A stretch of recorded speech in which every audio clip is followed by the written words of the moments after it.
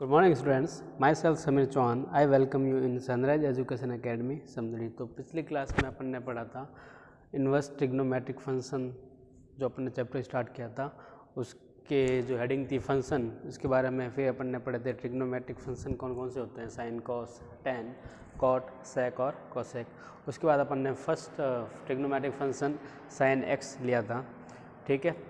उसकी अपन ने domain, range कैसे निकालते हैं वो अपन ने पता की थी। उसका अपन ने ग्राफ बनाया था, साइन एक्स का ग्राफ कैसे बनता है, ठीक है। और ग्राफ से अपन को कैसे पता चलती है कि वो डोमेन कितनी होगी या फिर प्रांत कितनी होगी या फिर साइन एक्स की रेंज या फिर परिसर कितनी होगी, मतलब साइन एक्स जो है वो कितनी वैल्यू गेन कर सकता है, मतलब कहाँ तक जा सकता है।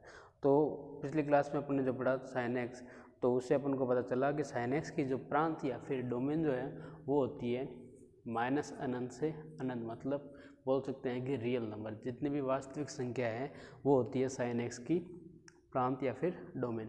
और साइन एक्स जो फंक्शन है या फिर फलन है ये कितनी वैल्यू गेन कर सकता है, मतलब कहाँ तक इसकी वैल्यू जा सकती है। तो अपन ने ग्राफ से देखा तो अपन को पता चला कि साइन एक्स का जो ग्राफ है वो -1 से 1 तक ही वैल्यू देता है, उससे आगे अपन को वैल्यू नहीं देता। मतलब साइन एक्स की जो वैल्यू है वो -1 से 1 के बीच में ही रहेगी, ओके। तो उसका अपन ने ग्राफ पढ़ लिया था। अब नेक्स्ट है अपने पास कॉस एक्स। नेक्स्ट अपने पास जो फंक्शन है आज पढ़ेंगे कॉस एक्स, ठीक है। तो कॉस एक्स की डोमेन, रेंज ये अपन आज की क्लास में पढ़ेंगे, ओके।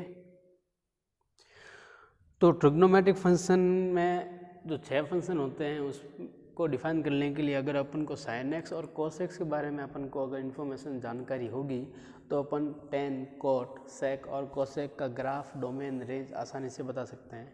तो वापस से कॉस एक्स को जब अपन पढ़ेंगे तो कॉस एक्स के लिए अपन ने जब पिछली क्लास में जो सर्कल लिया था यूनिट रेडियस का, मतलब 1 सेंटीमीटर त्रिज्या का, तो वही सर्कल इस टॉपिक के लिए भी काम आएगा, तो ध्यान देना। तो ये एक सर्कल ड्रॉ किया मैंने जिसकी रेडियस कितनी है, r = है मेरे पास 1, ठीक है। यूनिट रेडियस का एक मैंने सर्कल ड्रॉ किया है, ठीक है। अब मैं क्या करता हूँ, इस सर्कल के सरकमफेरेंस या फिर परिधि पे एक पॉइंट ले लेता हूँ, ठीक है, ए, जो कि एक्स एक्सिस से कितना एंगल बना रहा है, मान लो x डिग्री एंगल या फिर x रेडियन बना रहा है, ठीक है। जब मेरे पास ये एंगल x है और r की वैल्यू मेरे पास जब 1 है तो क्या मैं इसके कोऑर्डिनेट लिख सकता हूँ, फिजिक्स में पढ़ा था ना, ठीक है। तो इसके कोऑर्डिनेट मैं ले सकता हूँ, क्या होता है r, इसको क्या बोलते हैं, इसको मैं बोलता हूँ y कोऑर्डिनेट और इसको क्या बोलता हूँ मैं x कोऑर्डिनेट, ठीक है। तो x कोऑर्डिनेट क्या होगा, अगर मेरे पास r है और एंगल दे रखी है, मतलब मैग्नीट्यूड दे रखा है और अगर एंगल है मेरे पास, ठीक है, तो मैं क्या करूँगा, x कोऑर्डिनेट निकालने के लिए मैं क्या लिखता हूँ r cos x, और y कोऑर्डिनेट निकालने के लिए मैं क्या लिखता हूँ r sin x। तो x कोऑर्डिनेट मतलब क्या होगा, ये वाली लेंथ, ठीक है, यहाँ तक की लेंथ, और y कोऑर्डिनेट क्या होगा, यहाँ से यहाँ तक की हाइट। तो बेसिकली अगर मेरे को ये वाली लेंथ और ये वाला हाइट मिल गई तो मेरे को इस पॉइंट के कोऑर्डिनेट मिल गए। कोऑर्डिनेट क्या हो जाएंगे, r cos x, जबकि r की वैल्यू कितनी है तो 1 cos x हो जाएगा, तो क्या हो जाएगा cos x, sin x, ठीक है। साइन की बात अपन कर चुके हैं, अब बात करेंगे आज cos x की, ठीक है। अब इसी सर्कल का यूज़ करके हम क्या बनाएंगे, इसकी डोमेन, रेंज और ग्राफ भी अपन बनाएंगे, ठीक है। तो ये वाली अगर मैं पॉइंट की बात करूँ तो यहाँ पे यहाँ से यहाँ तक की डिस्टेंस कितनी है 1,0, ठीक है। और यहाँ से यहाँ तक की डिस्टेंस नेगेटिव में हो जाएगी, माइनस एक्सिस की क्या हो जाएगा -1,0। जीरो क्यों ले रहा हूँ आपको पता है, क्योंकि एक्स एक्सिस पे वाई कोऑर्डिनेट क्या होता है 0। अब ये वाली हाइट यहाँ से यहाँ तक हाइट, क्योंकि रेडियस सेम ही है पूरे सर्कल की, तो ये हाइट कितनी हो जाएगी 0,1, और ये वाली हाइट कितनी हो जाएगी 0,-1। और अगर मैं एंगल की बात करूं, ठीक है, तो इस अगर ये पॉइंट यहाँ पर है मेरा, अगर ये पॉइंट मेरा यहाँ पर है तो एंगल कितना बनेगा 0 रेडियन, ठीक है। और अगर ये मेरा पॉइंट जो है घूमते हुए यहाँ पे आ जाए, ये पॉइंट घूमते घूमते हुए यहाँ पे आ जाए, तो अगर मैं बात करूँ तो एंगल कितना बनेगा एक्स एक्सिस के साथ 90 डिग्री। तो अगर मैं रेडियन में लिखना चाहूँ तो 90 डिग्री को रेडियन में क्या लिखूँगा π/2। तो ये वाला एंगल यहाँ पे या फिर ये वाला एंगल कितना हो जाएगा π/2 यहाँ पे। और अगर ये पॉइंट मूव करता हुआ इस तरह से अगर एंटी क्लॉकवाइज में मूव कर रहा हूँ और मूव करता हुआ यहाँ पे अगर आ जाए तो मैंने बता रखा है पिछली क्लास में, लेकिन फिर भी एक बार वापस से देख लो। तो ये वाला एंगल कितना बन जाएगा 180, और 180 को रेडियन में क्या लिखते हैं पाई, ठीक है। और अगर मूव करते हुए यहाँ पे आ जाए तो ये कितना हो जाएगा 270, 270 को रेडियन में लिखते हैं 3π/2। और मूव करता हुआ यहाँ पे अगर आए तो एंगल ये कितना बना देगा वापस, ये पॉइंट कहाँ पे आ गया ए पे आ गया। तो 0 डिग्री 0 रेडियन या फिर 2π रेडियन बोलो, ठीक है। तो उस पर ये पॉइंट क्या होगा कोइंसाइड करेगा या फिर संपाती हो जाएगा। इस तरह से और आगे मूव करता रहूँगा तो, और आगे 2π के बाद क्या हो जाएगा यहाँ पे 5π/2, ठीक है। फिर यहाँ पे 4π, फिर यहाँ पे 6π/2, फिर वापस यहाँ पर 7π, इस तरह से आगे ये चलता रहेगा, ठीक है। इस तरह से आगे चलता रहेगा, ओके। और अगर मैं नेगेटिव या फिर क्लॉकवाइज डायरेक्शन में मूव करूँ तो 0 है और यही 0 है, और मैंने बोल रखा है कि एंटी क्लॉकवाइज जब अपन मूव करेंगे तो एंगल क्या होगा नेगेटिव होना स्टार्ट हो जाएगा, ठीक है। वैल्यू वही रहेगी लेकिन नेगेटिव होना स्टार्ट हो जाएगा, ठीक है। तो जब मैं क्लॉकवाइज जा रहा हूँ तो ये वाला यहाँ से यहाँ तक कितना एंगल बनेगा, यहाँ से यहाँ तक बीच में क्लॉकवाइज में एंगल ले रहा हूँ तो 9 डिग्री बनेगा, और 9 डिग्री को लेकिन नेगेटिव बनेगा क्योंकि मैं क्लॉकवाइज मूव कर रहा हूँ, ठीक है। तो क्या बनेगा -π/2, तो इसको मैं -π/2 भी बोल सकता हूँ। और अगर आगे मैं और बढ़ूँगा तो इसको मैं यहाँ क्या लिखूँगा -π बोल सकता हूँ। और अगर मैं बोलूँगा तो इसको मैं क्या बोल सकता हूँ -3π/2, क्योंकि उल्टा चल रहा है, इसका उल्टा हो रहा है, ठीक है। तो -3π/2। और इधर अगर जाऊँगा तो वापस क्या आ जाएगा -2π, या फिर 0 या फिर 2π, एक ही बात है, ठीक है। एक ही बात तो एक नहीं है मतलब, लेकिन वैल्यू यहाँ पे क्या होगी सेम होंगी, क्योंकि एक कोऑर्डिनेट यहाँ पे आ जाए, कोऑर्डिनेट तो चेंज होगा नहीं, ये तो 0,0 ही रहेगा, भले 0 डिग्री पे लूँ 2π पे लूँ या फिर -2π पे लूँ, तो वैल्यू मेरे को क्या देगा सेम देगा। सिमिलरली इस पर भी 3π/2 एंगल लूँ या फिर -π/2 दूँ तो मेरा ये कोऑर्डिनेट चेंज नहीं होगा, cos x और sin x की वैल्यू 0 और -1 ही रहेगी। सिमिलरली यहाँ पे और यहाँ पर भी ये चीज़ होगा, ओके। तो अब बात करते हैं domain of cos x। cos x की डोमेन क्या होगी, डोमेन ऑफ cos x मतलब cos x का प्रांत, ओके। वैसे 12th में है तो इतना तो फ़र्क नहीं पड़ेगा, English medium wise, English medium Hindi medium में ना मैथ में इतना यूज़ भी नहीं होता है। तो अगर कहीं समझ में नहीं आया तो मुझे बोल देना कि सर आप हिंदी में भी लिखाओ, या फिर इंग्लिश में भी कहीं नहीं आया तो मुझे बोल देना, ओके। चलो, तो फंक्शन क्या है cos x है, इसकी मेरे को क्या निकालनी डोमेन, ठीक है। मेरे पास चलो फंक्शन f(x) नाम दे दिया मैंने, जो कि कितना है मेरे पास cos x, ठीक है। अब cos x इस फंक्शन की मेरे को डोमेन या फिर प्रांत चाहिए, वो किस पे डिपेंड करेगी, इस x पे, ठीक है। इस x पे मेरी इस cos x की डोमेन डिपेंड करेगी। x जितनी वैल्यू ले सकता होगा, ठीक है, मतलब cos x जितनी वैल्यू ले सकता होगा वही मेरी क्या होगी डोमेन। तो x कितनी वैल्यू ले सकेगा, x कितनी वैल्यू ले सकेगा, देखो x कहाँ से स्टार्ट होगा, 0 से स्टार्ट होगा, ठीक है, 0 से स्टार्ट होगा। और वही वाला सीन है जो अपन ने sin x के लिए किया था, क्या करूँगा मैं 0 से मूव होना स्टार्ट करूँगा, 0 से मूव होना स्टार्ट करूँगा, ठीक है, मूव होता हुआ चलता रहूँगा। अभी तो मैं एंटी क्लॉकवाइज चल रहा हूँ, ठीक है। तो जब x की वैल्यू अगर एंटी क्लॉकवाइज मूव हो रहा है तो ये तो मूव होता रहेगा, ठीक है, मूव होता रहेगा। तो यहाँ पर भी x की वैल्यू क्या करेगी 0 से अनंत तक जाएगी अगर मैं एंटी क्लॉकवाइज जा रहा हूँ तो, ठीक है। और क्योंकि ये पॉइंट जो है अब यहाँ पे रेस्ट्रिक्टेड तो है नहीं कि ये सब सर ये एंटी क्लॉकवाइज ही घूमे, ठीक है, ये क्लॉकवाइज भी तो मूव हो सकता है, इसकी मर्जी है, इधर मूव होना चाहिए या फिर इधर मूव होना चाहिए। तो ये क्लॉकवाइज जब मूव होगा तब क्या हो जाएगा, तब ये एंगल, क्योंकि x यहाँ पे क्या है, x क्या होता है, जब भी अपन फंक्शन यहाँ पे ट्रिग्नोमेट्रिक फंक्शन लिखते हैं तो यहाँ पे जो x जो होता है वो क्या होता है एंगल। और अगर एंटी क्लॉकवाइज अपन जब मूव करते हैं तो एंगल की वैल्यू होती है पॉजिटिव, और अगर अपन नेगेटिव या फिर क्लॉकवाइज जब मूव करते हैं तो एंगल की वैल्यू होती है नेगेटिव, ओके। एंटी क्लॉकवाइज में तो पॉजिटिव होती है और क्लॉकवाइज में क्या होती है नेगेटिव, ठीक है। तो मैंने जब एंटी क्लॉकवाइज मूव किया था तो x की वैल्यू मुझे क्या मिलेगी 0 0 फिर 1 2 3 रेडियन में, ठीक है, 0 1 2 3, ठीक है, इस तरह से चलते हुए π/2, फिर आगे चलते हुए पाई, फिर 3π/2, फिर वापस 2π, फिर वापस 5π/2, फिर 4π, फिर 7π/2, फिर वापस 6π, इस तरह से आगे चलती रहेगी, मतलब n के मल्टीपल में ये आगे चलती रहेगी।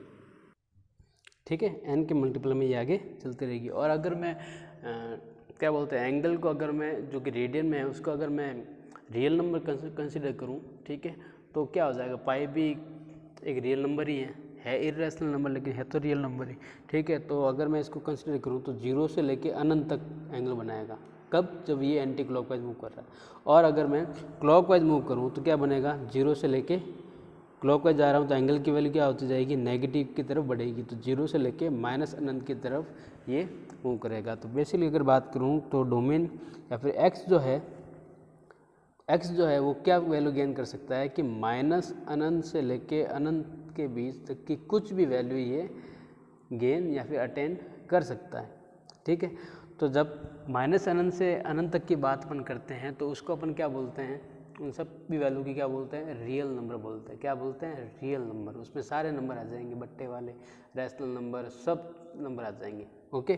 तो माइनस इन्फिनिटी से इन्फिनिटी तक की वैल्यू को अपन रियल में बोलते हैं। तो सिंपल अपन लिख लेंगे, आर से डिनोट करते हैं उसको, ठीक है। तो इसकी डोमेन क्या हो जाएगी, वही होगी जो अपनी साइन एक्स की थी, और कितनी हो जाएगी, आर या फिर रियल नंबर। कैसे पता लगाया, एक्स को मैंने पहले एंटी क्लॉकवाइज मूव किया, तो एंटी क्लॉकवाइज मूव करूँगा तो कहीं इस पर भी जा सकती है, ठीक है, अनंत तक जाएगी, 0 से लेके अनंत तक। और एक्स अब जरूरी तो है नहीं एंटी क्लॉकवाइज ही मूव करे, इसका मन होगी इधर से मूव करना स्टार्ट करेगा, ठीक है। तो इस तरह जब मुड़ेगा तब भी एक कितना जाएगा, अनंत की तरफ। क्यों, क्योंकि एंगल मेरे को क्या लेना है, नेगेटिव लेना है, क्योंकि क्लॉकवाइज मूव हो रहा है। तो यहाँ पे मैं लिख दूंगा कि so the domain of cos x will be open interval minus infinity to 0, यहाँ पे आएगा क्लोज। याद रखना कभी भी माइनस इन्फिनिटी पे क्लोज इंटरवल मत लगा दें, पिछली क्लास में मैंने मिस्टेक से लगा दिया था, ठीक है। उसके बाद यूनियन, मतलब x की वैल्यू माइनस अनंत से 0, फिर 0 से अनंत के बीच में हो सकती है, जिसको मैं सिंपली क्या बोल सकता हूँ, r, जो कि क्या होती है, वास्तविक संख्या या फिर रियल नंबर, ठीक है। तो डोमेन कैसे निकाले, पता चल गया ना, कंसेप्ट पता चल गया ना, कैसे x की वैल्यू पे डिपेंड करता है। और x क्या है यहाँ पे, एंगल। और एंगल कैसे पता चलेगा, जैसे जैसे ये पॉइंट, ये पॉइंट जो है यहाँ से, ये a पॉइंट जो है, एंगल कैसे, a पॉइंट जैसे जैसे मूव होगा वैसे वैसे अपन को x पता चलेगी कि x की वैल्यू कहाँ तक जा रही है। अब इस पहली बार मैंने मूव किया एंटी क्लॉकवाइज, फिर मैंने मूव किया वापस क्लॉकवाइज, तो x की वैल्यू मुझे पता चली कि माइनस अनंत से 0 और 0 से अनंत के बीच में कुछ भी हो सकती है, ठीक है। तो वो उसको मैं बोल सकता हूँ शॉर्ट में r या फिर वास्तविक संख्या, ठीक है। चलो डोमेन मुझे मिल गई। अब बात करते हैं रेंज ऑफ cos x। चलो अब बात करते हैं range of cos x। Range of cos x वही वाला तरीका है जो अपन ने sin x के लिए किया था, ठीक है। अब रेंज मतलब क्या होता है कि उस फंक्शन की वैल्यू, फंक्शन क्या है, cos x की वैल्यू, और cos x है क्या, x कोऑर्डिनेट। cos x है क्या, x कोऑर्डिनेट, किसका, इस a पॉइंट का। मतलब a पॉइंट जो है हाईएस्ट कितनी वैल्यू ले सकता है, ए पॉइंट का जो x कोऑर्डिनेट जो है वो हाईएस्ट कितना वैल्यू ले सकता है और लोएस्ट कितने वैल्यू ले सकता है, वही मेरी होती है क्या, रेंज। तो वो अब कैसे पता लगाएंगे, तो ध्यान देना।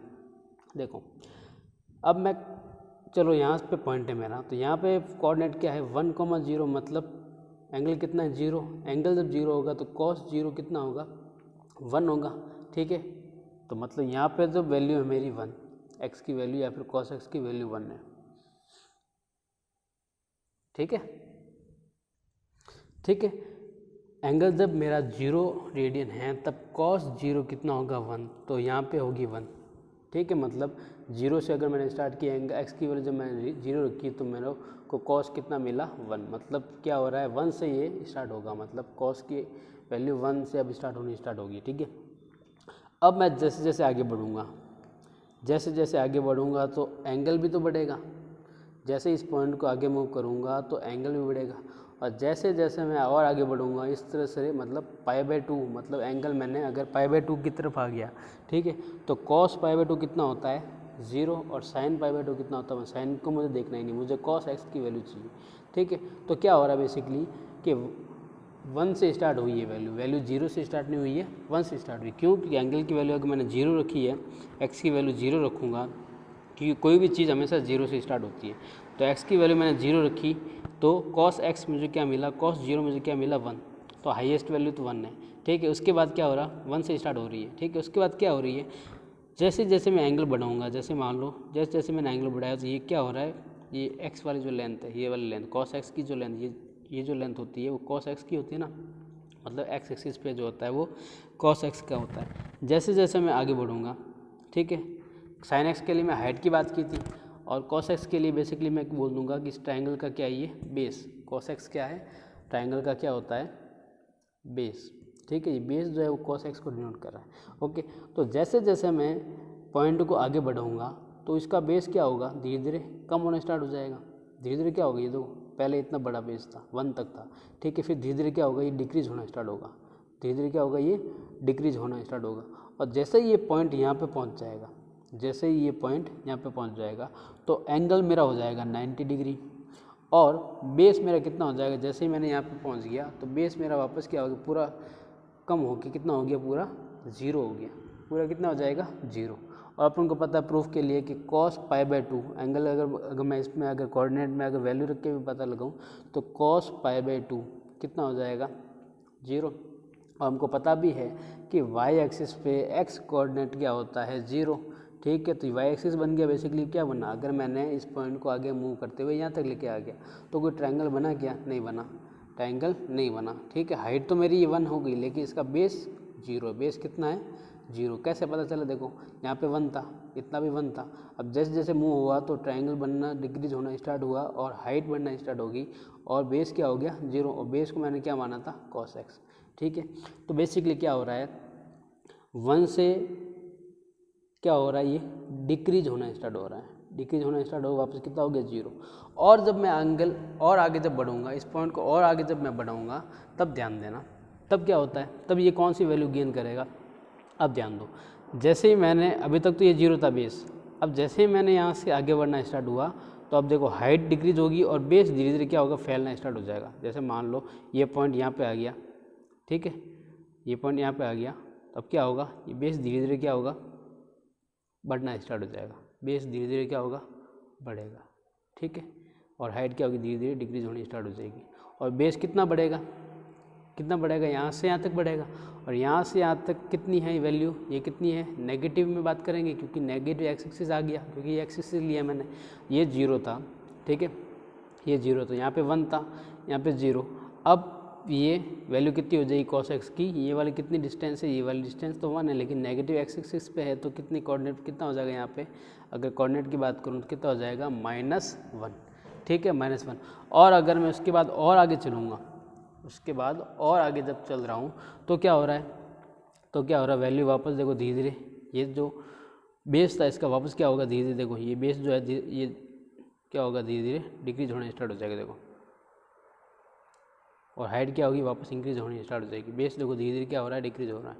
और जब 3π/2 पे आऊँगा तो वापस बेस क्या हो जाएगा, पूरा कितना हो जाएगा, 0 हो जाएगा, ठीक है। तो बेसिकली हो क्या रहा है कि 0 पे तो 1 है, उसके बाद π/2 पे वापस 0, फिर वापस पाई पे -1, फिर वापस 3π/2 पे 0, फिर वापस 2π पे कितना आ जाएगा, वापस बेस कितना हो जाएगा, वापस इंक्रीज होना स्टार्ट हो जाएगा, वापस कितना हो जाएगा, 1। तो बेसिकली हो क्या रहा है, और आगे जब मैं बढ़ूँगा तो वापस 1 से -1, फिर वापस 1, फिर 1 से -1, फिर वापस 1, 1 से -1, फिर वापस 1, ओके। तो रेंज कैसे पता चलती है, इस पूरे फंक्शन की वैल्यू से। तो इस पूरे फंक्शन की वैल्यू जो है वो क्या क्या वैल्यू गेन कर रही है, 1 से लेके -1 के बीच में कुछ भी वैल्यू, मतलब यहाँ से यहाँ तक की डिस्टेंस ही हो रही है। मतलब बेस की अगर बात करूँ तो क्या हो रहा है, इतना तो डिक्रीज हो रहा है, इतना डिक्रीज हो गया, फिर वापस इतना डिक्रीज हो रहा है, मतलब पॉजिटिव में भी और नेगेटिव में भी। और पॉजिटिव में कितना जा रहा है, हाईएस्ट 1 तक, और नेगेटिव में कितना जा रहा है, हाईएस्ट -1 तक। तो अगर मैं बात करूं cos x की वैल्यू की या फिर cos x की रेंज की, तो ये कितनी रेंज तक जा रहा है, -1 से 1 के बीच में, जो कि कितनी होती है, जो कि sin x की भी होती है। तो रेंज क्या हो जाएगी इसकी, तो यहाँ पे रेंज क्या हो जाएगी, the range of cos x will be कितनी हो जाएगी, -1 से 1 के बीच में, -1, ठीक है। -1 भी अपन ले सकते हैं और 1 भी इंक्लूडेड है। क्लोज इंटरवल का मतलब क्या होता है, -1 और 1 को भी आपको लेना है। -1 और 1 के बीच की जितने भी वैल्यू, जैसे -½ भी हो सकता है, 0, 1/2, 1/4, सारी कुछ भी वैल्यू, ठीक है। ये हो जाएगी इसकी रेंज।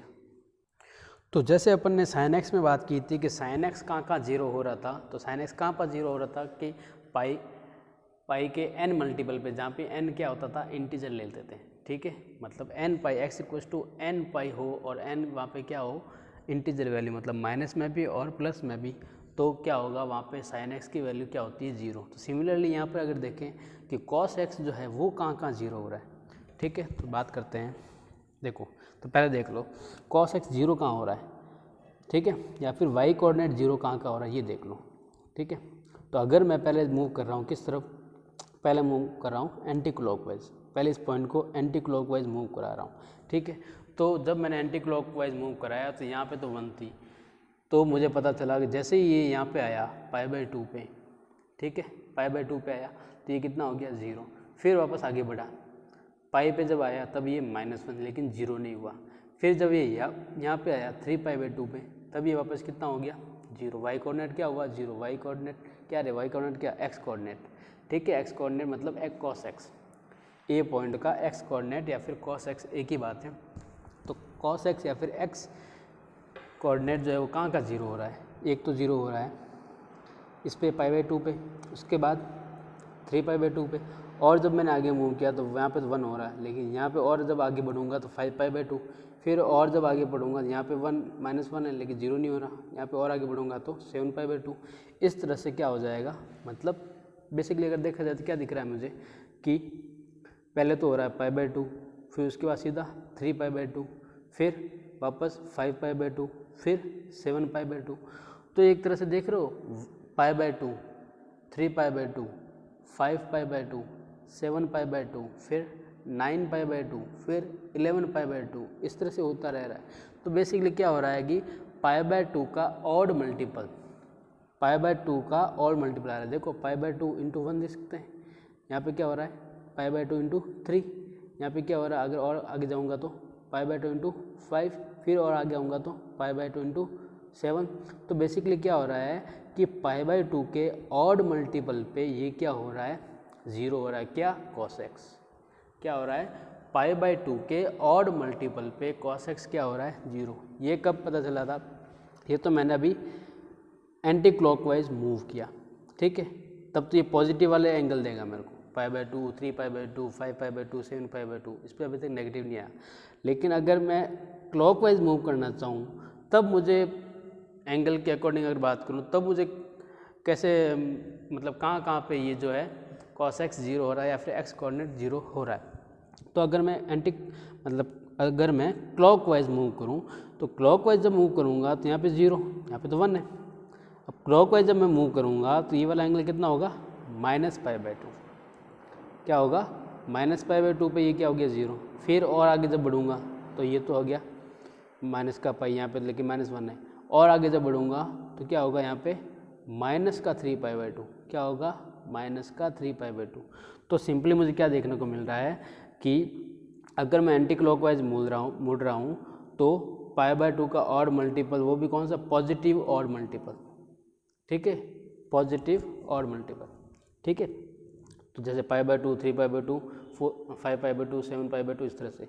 और अगर मैं क्लॉकवाइज जब मूव कर रहा हूँ तो मुझे क्या मिल रहा है, -π/2, -3π/2, -5π/2, -7π/2, इस वैल्यू पर भी ये क्या हो रहा है, वापस 0 हो रहा है। तो बेसिकली मैं बोल सकता हूँ कि जो cos x जो है वो π/2 के ऑड मल्टीपल पे क्या हो रहा है, 0 हो रहा है। तो ऐसे भी बोल सकता हूँ कि x = ऑड को अपन कैसे लिखते हैं, अगर मैं इवन में एक नंबर ऐड कर दूँ तो मुझे ऑड मिल जाएगा। तो इवन को अपन कैसे लिखते हैं, 2n से। तो ध्यान दो, पहले लिख लेते हैं कि cos x will be 0 at odd multiple of π/2। मतलब हिंदी में अगर बात करें कि कॉस एक्स π/2 के विषम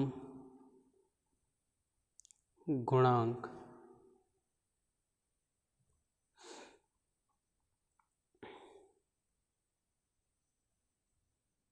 पर शून्य होगा। π/2 किसका? x की वैल्यू जो है, मतलब एंगल जो है, एंगल अगर π/2 का मल्टीपल है, एंगल जो है अगर π/2 का मल्टीपल है, कौन सा? ऑड मल्टीपल है एंगल, ठीक है, किसका? कॉस का, तब वो कॉस एक्स क्या देगा मुझे? 0 देगा। तो बेसिकली अगर बात करूँ तो x इक्वल टू क्या होना चाहिए? x अगर मेरा है ऑड मल्टीपल, तो ऑड को कैसे लिखते हैं? ये हो गया मेरा इवन नंबर। इवन में जब मैं एक नंबर ऐड करता हूँ +1 करता हूँ तो मुझे क्या मिलता है? ऑड। तो 2n + 1 बोल सकता हूँ। और मल्टीपल किसका होना चाहिए? π/2 ही, ऑड मल्टीपल ऑफ π/2।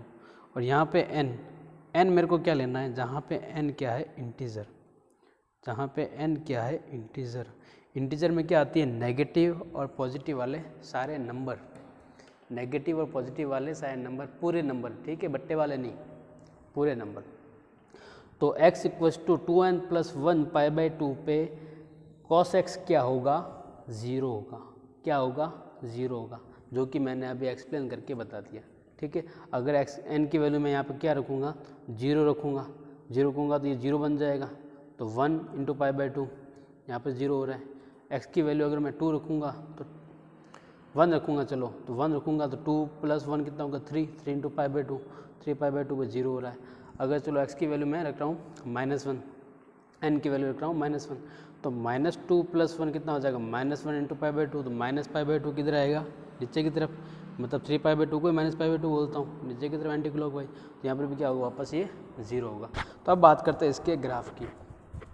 तो बात करते हैं ग्राफ की। तो ग्राफ के लिए भी वही वाला सर्कल यूज़ करना पड़ेगा, तो ध्यान दो। तो जब भी ग्राफ या फिर कोई भी वैल्यू इंक्रीज या फिर डिक्रीज होना स्टार्ट करती है, या फिर कोई भी चीज़ स्टार्ट होती है तो 0 से स्टार्ट होगी, ठीक है। तो अगर मान लो यहाँ पे मेरा एंगल है x, ठीक है। अगर एंगल, ये जो x एक्सिस है ये मुझे बता रहा है एंगल की वैल्यू, ठीक है, ठीक है, एंगल। और y एक्सिस मुझे क्या बताएगा कि cos x की वैल्यू क्या आएगी उस एंगल पे, ठीक है। यह है मेरा x एक्सिस, ठीक है। और y एक्सिस मुझे क्या बताएगी कि उस एंगल पे cos x की वैल्यू कितनी आएगी, क्योंकि फंक्शन अपने पास क्या है? cos x, ठीक है। x की वैल्यू रखूँगा, उसका मैं जब cos लूँगा तो मुझे cos x का मान मिलेगा, जो कि क्या है? ट्रिग्नोमेट्री एक फंक्शन है, ठीक है। तो x की वैल्यू स्टार्ट कहाँ से होगी? 0 से। तो मुझे पता है कि cos 0 पे अगर बात करूँ तो 0 यहाँ पे बेसिकली यहाँ पे क्या थी? ये cos x बेसिकली क्या था? यहाँ पे बेस था, ठीक है। और ये क्या था? हाइट, sin x, ठीक है। तो cos, अगर मेरा एंगल 0 है तो cos की वैल्यू कितनी है और रेडियस कितनी है? यहाँ पे 1 थी ना, ठीक है। यहाँ पे 1,0। अगर मेरा एंगल 0 है, ठीक है, तो कोऑर्डिनेट कितना है? 1,0, या फिर cos x की वैल्यू कितनी हो जाएगी? cos 0 कितना होगा? 1 होता है, आपको पता है, ठीक है। कैसे होता है जी 1? ये देखो, ये वाला सर्कल ही काम में आता है। तो 0 एंगल पे cos x की वैल्यू कितनी है? 1, ठीक है। तो 0 एंगल पे cos x की वैल्यू है 1, मतलब 1 से स्टार्ट होगा। अब डिक्रीज या फिर इंक्रीज जो भी होगा अब यहाँ से पता चलेगा, ठीक है।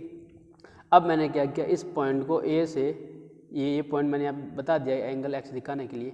वैसे A यहाँ से स्टार्ट होगा, तो A जब यहाँ से स्टार्ट होगा तो धीरे धीरे क्या होगा?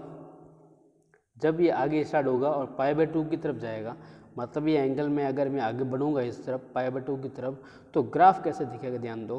तो यहाँ पे वैल्यू भी कितनी है? 1 है, ठीक है। जैसे जैसे मैं आगे बढ़ूंगा, जैसे जैसे मैं आगे बढ़ूंगा, किस तरफ आऊँगा? एंगल π/2 की, क्योंकि मैं एंटी क्लॉक वाइज जा रहा हूँ तो प्लस में लेना पड़ेगा। ये -3 π/2 मैंने क्लॉक वाइज के लिए लिखा है, ठीक है। तो जब मैं π/2 की तरफ बढ़ूंगा तो cos π/2, ठीक है, कितना होगा? 0 हो जाएगा। कैसे होगा? देखो, जैसे जैसे मैं आगे बढ़ूंगा तो ये वाला जो बेस है, ये वाला जो ट्रायंगल का बेस जो है वो क्या होगा? धीरे धीरे डिक्रीज होना स्टार्ट हो जाएगा, धीरे धीरे क्या होगा, डिक्रीज होना स्टार्ट हो जाएगा। और जैसे ही π/2 पे आएगा ये वाला बेस पूरा ही ख़त्म हो जाएगा और हाइट रहेगी सिंपल, और बेस कितना हो जाएगा 0। तो क्या हो रहा है, π/2 पे मुझे क्या मिल रहा है, cos x की वैल्यू मिल रही है मेरे को 0। तो यहाँ से स्टार्ट होगा ये, और यहाँ पे आके क्या होगा, ये 0 बनेगा। तो बेसिकली क्या होगा, ये धीरे धीरे डिक्रीज होना स्टार्ट होगा। डिक्रीज कैसे होगा, इस तरह से π/2 पे ये क्या हो जाएगा, 0 हो जाएगा। 0 हो गया, उसके बाद क्या हो रहा है, अब और आगे बढ़ेगा, और आगे बढ़ेगा, ठीक है। और जब आगे बढ़ेगा किसकी तरफ जाएगा, पाई की तरफ जब जाएगा ये, तो ये वैल्यू क्या होगी धीरे धीरे, अब देखो जैसे ही आगे बढ़ेगा तो ये ट्रायंगल क्या होगा, ट्रायंगल क्या होगा, इसकी हाइट धीरे धीरे बढ़ने लग जाएगी। इसकी ट्रायंगल की हाइट क्या होगी, धीरे धीरे बढ़ने लग जाएगी। हाइट क्या है, बेस, बेस ये जो वैल्यू है 0 थी। अब जैसे ही ये और आगे बढ़ेगा, और आगे बढ़ेगा, तो वैल्यू क्या होगी, वैल्यू क्या होगी, धीरे धीरे बढ़ना स्टार्ट हो जाएगी। वैल्यू क्या होगी, धीरे धीरे ये वाला जो बेस जो है क्या होगा, धीरे धीरे आगे आएगा, आगे आएगा, आगे आएगा, आगे आएगा। और पाई पे जब आएगा तो ये पूरा कितना हो जाएगा, यहाँ से यहाँ तक की लेंथ ले लेगा। और ये वाली लेंथ कितनी है, 1 है। ये वाली लेंथ कितनी है, 1 है, ठीक है। तो बेसिकली अगर देखा जाए तो π/2 से जब ये पाई की तरफ आ रहा है तो बेसिकली क्या हो रहा है, ये 0 से इंक्रीज हो रहा है, कहाँ तक, 1 तक। तो 0 था, इंक्रीज हो रहा है कहाँ तक, 1 तक। कौन सा, -1। तो अब ये π/2 से जब पाई की तरफ आएगा तब ये क्या होगा, पाई पे ये वैल्यू दे देगा कितनी, -1। तो ये जब 0 से यहाँ पे पाई पे जब आया तो इसने वैल्यू कितनी दे दी, -1, ठीक है। पाई पे इसने वैल्यू कितनी देगी, -1। 0 पे कितनी, 1 दे रखी है, ठीक है। और जब ये और आगे मूव होगा, और जब ये आगे मूव होगा किसकी तरफ, 3π/2 की तरफ, तब देखो ये सर्कल क्या है, ट्रायंगल का जो बेस है वो क्या होगा, वापस से डिक्रीज होना स्टार्ट हो जाएगा। यहाँ पे हाईएस्ट था, फिर धीरे धीरे क्या होगा, कम होगा, क्योंकि पॉइंट आगे बढ़ रहा है। जैसे जैसे पॉइंट आगे बढ़ेगा, पॉइंट जब आगे बढ़ेगा तो क्या होगी, वैल्यू भी क्या होगी, धीरे धीरे डिक्रीज होना स्टार्ट हो जाएगी। ये देखो एक्स वाली वैल्यू, वाई वाली नहीं, एक्स वाली। जैसे ही पॉइंट यहाँ पे आया तो एक्स वाली वैल्यू यहाँ पे आ गई, और जैसे ही पॉइंट यहाँ पे आ गया तो एक्स की वैल्यू कहाँ होगी, यहाँ पे आ जाएगी, 0 पे आ जाएगी। जैसे ही पॉइंट पहले यहाँ पे था, 1 पे था, जैसे और पॉइंट जब आगे बढ़ा तो y की वैल्यू अब बढ़ने लग जाएगी, x की वैल्यू क्या होगी, धीरे धीरे घटने लग जाएगी। देखो ये y की वैल्यू ये हो रही और x की वैल्यू ये रही, ठीक है। x की वैल्यू इस पे, y की वैल्यू ये रही, y की वैल्यू बढ़ने लग जाएगी और x की वैल्यू क्या हो जाएगी, घटने लग जाएगी। जैसे ही 3π/2 पे आएगा वापस क्या हो जाएगी, 0। तो बेसिकली क्या होगा, ग्राफ ये वापस डिक्रीज जाएगा, मतलब इस तरफ जाने लगेगा। इस तरह से आगे ये बढ़ता रहेगा, मतलब। और मैंने बताया भी था कि π/2 के ऑड मल्टीपल पे क्या होता है, 0। तो बेसिकली क्या होगा, वापस से जब 2π पे आएगा, 2π पे जब आएगा ये क्या हो जाएगी, वापस वैल्यू बढ़ने लग जाएगी, और बढ़ के कितनी हो जाएगी, 1। तो 2π पे जब आएगा ये वाला ग्राफ, तो 2π पे वापस वैल्यू कितनी दे देगा मेरे को, ये 1 दे देगा। 2π पे वैल्यू वापस वैल्यू कितनी देगा, 1। और वापस जब और आगे बढ़ूँगा तो ये क्या होगा, वापस 5π/2 पे 0, और 3π पे वापस क्या देगा, वैल्यू 1 देगा।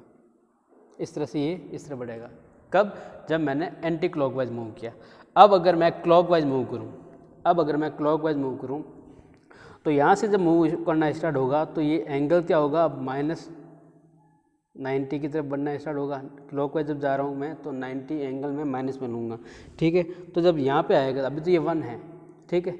जब ये इस तरफ मूव हो रहा है, एंगल जब नेगेटिव डायरेक्शन मूव हो रहा है इस तरफ में, ठीक है, तो वैल्यू क्या हो रही है, डिक्रीज हो रही है। -π/2 पे क्या हो जाएगा, वापस 0 हो जाएगा, ठीक है। देखो ये भी कितनी है, 1 वैल्यू है।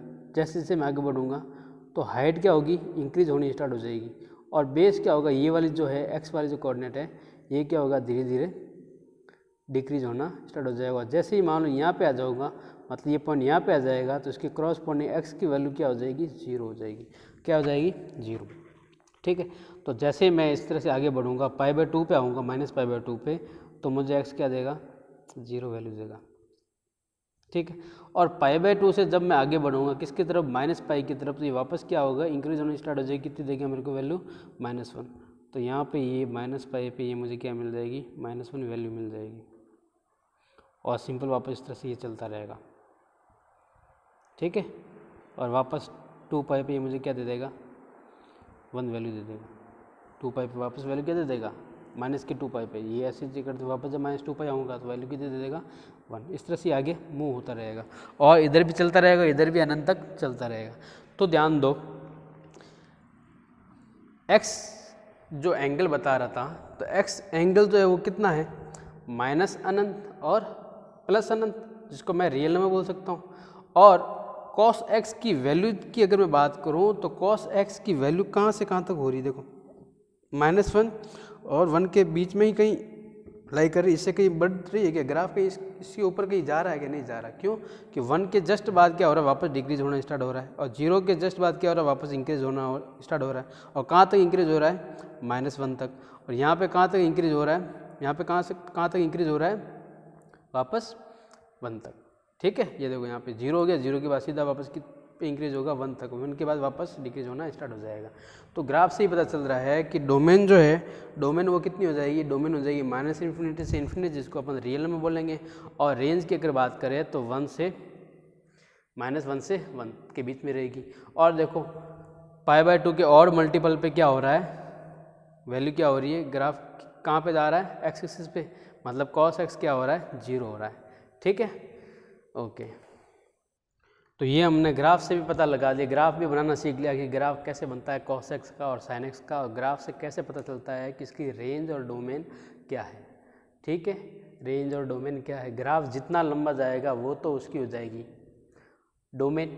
ठीक है, जितना एक्स एक्सिस की तरफ बढ़ेगा वो तो उसकी हो जाएगी डोमेन, और जितना वाई एक्सिस की तरफ बढ़ेगा पॉजिटिव और नेगेटिव डायरेक्शन में जो वैल्यू दे रहा है, तो वो क्या हो जाए, इसकी रेंज। तो इसकी रेंज कितनी हो जाएगी, -1 से 1 तक। Okay okay. तो अगर मैं लिखना चाहूँ डोमेन या फिर प्रांत,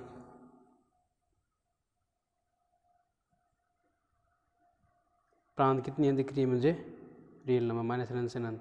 और अगर मैं रेंज की बात करूँ तो रेंज या फिर परिसर, ये क्या हो जाएगी, -1 और 1 के बीच में, मिनिमम तो है -1 और मैक्सिमम कितनी है, 1। ओके, तो ये हो गया डोमेन और रेंज। नेक्स्ट क्लास में पढ़ेंगे अपना नेक्स्ट tan x के लिए, फिर cot x के लिए, फिर sec x के लिए, फिर cosec x के लिए। ओके, तब तक रिवीजन करना, और कोई डाउट अगर हो तो कभी भी क्लास में आके पूछ लेना 10 से 1 के बीच में। Okay, thank you.